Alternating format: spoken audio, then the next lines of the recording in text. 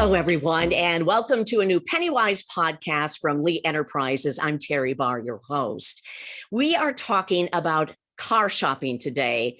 So grateful to have this auto expert joining us. We are going to be discussing the whole idea of buying a car right now. Is it a good time? And if you have to, what are you going to do? My goodness. Phil Reed with NerdWallet is here. And Phil, thank you for joining us. Good to be with you, Teri. Yeah. Okay. So we're hearing car prices and even just finding a car in general. It's kind of an unprecedented time. What does that mean, Phil? Well, most practically, it means that it's very expensive to buy a new car right now because of the pandemic and also because of a lack of microchips, which are put into new cars. There's been a very much of a slowing of production of new cars coming into the market. This has put pressure on the already strained used car market. So both new and used cars are extremely expensive right now. Inventories are low and there's a lot of shoppers in progress. So there's all kinds of wild things happening out there in terms of people trying to get their hands on cars, both new and used. Wow, a car, a new or a used car. And of course, you think about this time of year and it's, get back to school and maybe your kid going to college needs a car, or maybe the mom and dad just need a new car to get around. Oh boy, what are we looking at this time around though, when we're talking about 2021?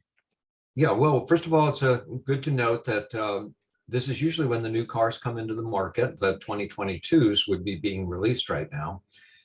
So if you are car shopping, make sure that you know what you're looking at. Is it a 2020, 2021, or 2022? Because they'll all be priced differently. But yeah, it's a good idea to, first of all, decide, do you want to buy used or new, okay, or do you want to lease, or can you wait? There's a lot of decisions to be made here. Whew, okay. So something happens and you really do have to buy another car. What are those first thoughts that you should be thinking about when it comes to, heading to the lot? Or do you even have to head to a lot anymore? Well, I'm glad that you said that. I have this sense that Americans are drawn to car lots. It's like a gravitational pull. And it's not illogical. That's where the cars are. So let's go get a car. Let's go to the car lot. But the only thing you really need to do at the car lot is the test drive. And I just want to kind of interrupt myself and say, don't give short shrift to the test drive. There's sort of a trend these days when people think they can learn everything they need to about a new car by looking at the dimensions, the statistics, reading reviews, reading owner reviews. Don't do that. You do need a test drive. So if you do a little research, begin to narrow down your search. Maybe you've got 3 cars in mind. Try and take a weekday morning is better because it won't be as crowded. Go to the car lot and drive those cars back to back. Once you decide, you can go home and you can make your deal online. I can't imagine buying a car and not having had a chance to drive it. It's kind of like sitting on a couch you never sat on before, but it's a lot more expensive. My goodness. Yeah, well, one of the interesting things is that people don't get a sense of the scale of a car until they stand next to it. That's one big thing. Of course, all of the touch and feel of a car is very important. And then sitting in a car, I've been impressed by how many people have back issues or they're just very sensitive to car seats. And a car can be a completely perfect car, but it doesn't fit you. So, I tell people it's a little bit like trying on clothes. Go and try it on. Are you comfortable? Because you're going to be spending a lot of time sitting in that car. And if you're not, this is a good time to find that out before you buy it. Absolutely. Okay. Let's talk about, what if you really do have to buy? Are there any kinds of savings out there for anybody right now? Well, there may be, depending on what you're shopping for. Okay. So there's categories that there's a lot of competition for. And, the last couple of years, pickup trucks, SUVs, mid-size SUVs in particular, are extremely popular, and the inventory may be low on those vehicles. So if you're shopping for a sedan, if you're shopping for sort of a smaller sedan, if you're shopping for maybe a hybrid, there may be a better availability.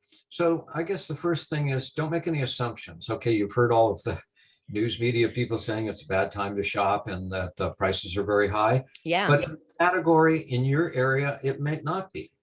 So the question really becomes, how do you really figure out what you should be paying for the car?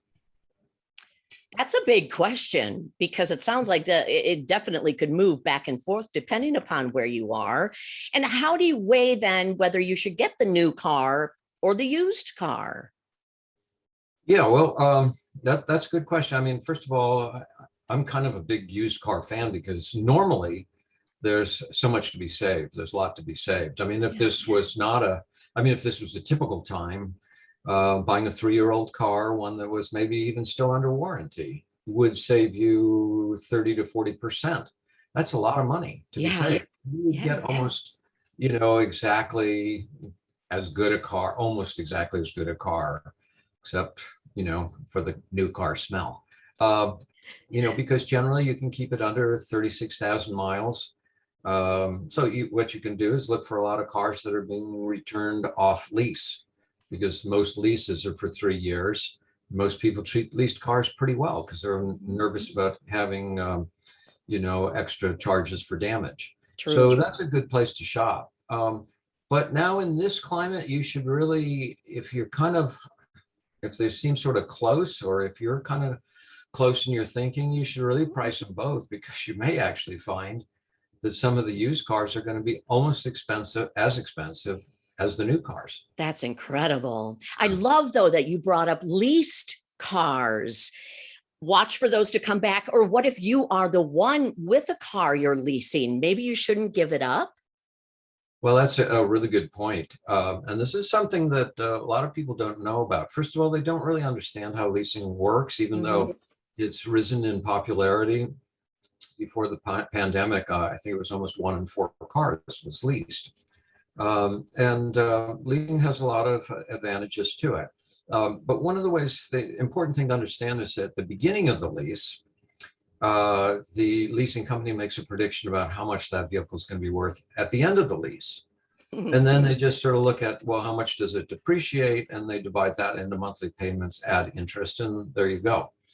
But in this particular case, their prediction of what the car was going to be worth at the end of 3 years, they had no idea there was going to be a pandemic, a microchip shortage, all that other stuff. Used car prices have gone up. In some predictions, they've gone up as much as 40%. So now all of a sudden you've got a leased car, you've got 30,000 miles on it, and you're going to turn it back in, and it may be worth $3,000 to $4,000 more than what you could buy it for as part of your contract. Because in a lease contract, you always have the right to buy the car if you want. Yeah. Right. This is fascinating. Oh my gosh. I think that do you want to try to capture that equity, because the equity is yours, or do you want to just continue leasing and not turn it in for now? I mean, there's a couple of options. I mean, you can almost always opt to just continue extending your lease on a month by month or basis at the same monthly payment. So that's one of your options. The other would be buy it, and then sell it once it's yours. The difficulty is, if you buy a leased car, you're probably going to have to pay sales tax on it, and the sales tax could be so much that it wipes out your profit. So, in the past, what you might do is go to a dealer, they buy it, and they give you the profit, and then they get a pretty good used car. Oh, yeah.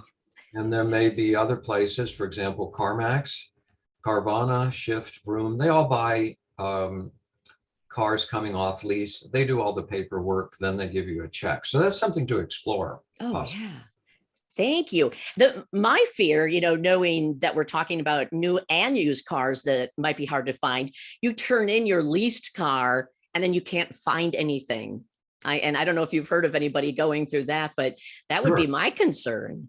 Well, I mean, on a more general basis, if you decide to turn in your leased car, decide to sell your car, what are you going to do to replace it? So it's a little bit like getting into a hot housing market.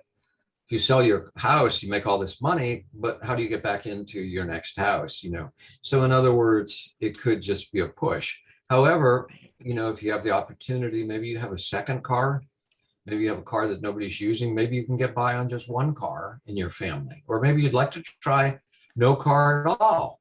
Ride your bicycle, take transportation. I mean, if you sold your car and profited a lot, you could buy a lot of Ubers and taxis. So you could do that and then replace it later when car prices come down and the market settles down. Yeah, it sounds like anything could be on the table right now. Here's the one that worries me the most, because we all know people that this has happened to. And then what do you do if you are in a crash? Now you've lost your car and it wasn't maybe your choice. Hopefully you didn't cause the crash, but what do you suggest in this situation? Well, the first thing to do is make sure that you get a fair settlement, because they need to replace the fair market value of the vehicle, and they will very quickly give you a suggested settlement payment. And many people fear that they're not going to get enough money. They fear that the insurance company is trying to fleece them and make a couple of extra $1,000 profit on you. Right. Just anecdotally from friends who have been through this, that doesn't always happen. But you should know what your car's replacement value should be and make sure you get, a really fair price for it. And if you don't, what you do is you find comps, comparable prices in your area, and you submit this to the insurance broker, that adjuster, insurance claims adjuster, and they will probably negotiate with you. They don't want you to be unhappy. They want to settle with you, but you also need to be reasonable about it. I would worry. Again, it goes back to almost like giving up your leased car. Now you have a crashed car. And again, what if you can't find anything? I guess we go back to some of those ideas you shared about maybe go without a car for a while, or take your bike if you can. I don't know. What do you say to people in these situations? Well, there are some, there's Turo. This is a peer-to-peer car rental, and I've been looking at it, and there's plenty of cars available, at least in Los Angeles, where I live. There may be in your area or nearby, and you could possibly negotiate a month-long lease of a car. So Turo, it's Turo, is peer-to-peer car rental, and you'll find everything there. You could probably replace your car with a Ferrari if you wanted to, if you could afford to. But there are plenty of budget cars also. That's one possibility. Another one is there are two sites, Lease Trader and Swap-A-Lease. These are people that are trying to get out of their lease early for whatever reason, and they want you to pick up the last 1 year, 6 months or whatever on the lease. So that would be a good short-term solution for this. Terrific ideas. We've talked new cars, we've talked used cars, we've talked some situations that you could find yourself in. Is there anything we've missed, Phil, when it comes to this whole idea of if you got to get a car, what are you going to do? Yeah, well, it's important to keep in mind that we have tools that we didn't have some years ago. And, at the top of this interview, you talked about going to the car lot. Well, these tools will make sure that you don't have to go to the car lot, that you can do quite a bit and get a reasonable, a fair deal without, really leaving your home. In some cases too, because of fears of the pandemic, they will do no touch delivery. Yes. So you don't have to go to the dealership. I highly recommend taking advantage of this if you can, because if you go to the dealership, you can be treated in a different way than if it's a done deal. They show up at your house, you sign the contracts, because there has been, from people that I've talked to, a trend along with high prices, the fact that they're putting a lot of extras on the car. So the car is delivered from the factory with a number of options and features, but the local dealers may decide that they're going to put even more things on it and charge you for them. And in some cases, this can be useful, but in a lot of cases, they're They're inexpensive items and they charge a lot for them. Some examples would be running boards, mud flaps, door protectors, wheel locks, things like that. And all of a sudden, you're looking at your contract and there's like a couple hundred, maybe 500 extra bucks in there. And you go, what is this? And so, oh, well, we didn't tell you there's wheel locks. There's an extra alarm on there. So that kind of thing is more easily avoided. I think if you negotiate online, you say, I want to see the contract before you bring the car. So these are tools that you really should be using. It's probably going to get you a better deal. It's going to remove stress. And, it'll save you time too. Bottom line, people who have listened to this learned a lot. Many tools, as you mentioned, many different ideas. Try to be, I guess, a patient and smart consumer. Anything else that we should be thinking about looking for a car, especially right now? Yes, I think it's, it still is a person-to-person business. Yeah. I would work with people that you trust. It's a little like the old expression, trust but verify. I wouldn't move forward with any deal where I didn't feel that I was getting straight answers. I didn't feel that I was dealing with somebody who didn't know their product. Car salespeople have a lot of bad publicity, but there are good people out there. So, find them and deal with them. That's always been, my way of trying to do business. Phil, thank you so much. This has been really educational, gives us a lot to think about, but hopefully this will help anybody right now who might be in that marketplace for whether it's a new or a used car or they have a lease. A lot to think about, but I think it also makes you want to slow down and try to be a smart consumer when you're dealing with this. Yeah, I think that's good advice, relax, and know that serendipity will help you find the right car. Oh, I love that. That is the best way to end. Thank you, Phil. Oh my goodness. Oh, that is Phil. That is Phil Reed. And Phil is, he is the automotive expert. And you can tell definitely with NerdWallet. And thank you for all the great advice and a nice laugh at the end. That was perfect. Thank you, Teri. All right. Thank you to everybody for listening to this new PennyWise podcast. And as always, if you ever want to hear any of our back editions, they are all wherever you like to listen to your podcasts. Talk to you again next week with another new PennyWise podcast. Bye, everybody.